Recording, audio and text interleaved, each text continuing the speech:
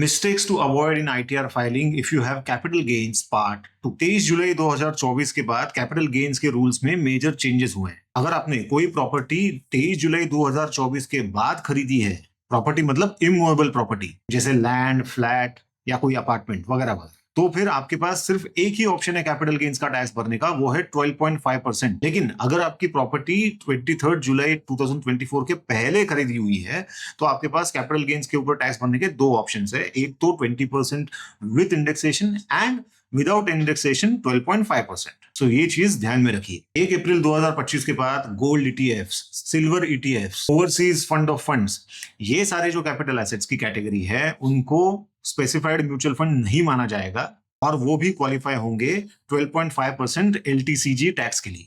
लेकिन अगर आपने कोई डेट फंड्स खरीदे हुए हैं 1 अप्रैल 2023 के बाद के, तो वो आपके स्लैब रेट्स में ऐड हो जाएंगे। मतलब आपके नॉर्मल टैक्सेशन के हिसाब से ही उसके ऊपर टैक्स लगेगी, न कि स्पेशलाइज्ड टैक्स रेट। सो इसका डिस्क्लोजर आपको सही तरीके से करना है। अनदर मिस्टेक, आपके एग्जेम्पशंस सही तरीके से क्लेम कीजिए। मतलब 1.25 लाख का जो आपका कैपिटल गेन्स के ऊपर एग्जेम्पशन है, उसके ऊपर आपको टैक्स तो नहीं भरना है, लेकिन आपको डिस्क्लोज जरूर करना है। उसको डिस्क्लोज करना मत भूलिए। उसको आपको डिस्क्लोज करना है शेड्यूल सीजी में अंडर सेक्शन 112A।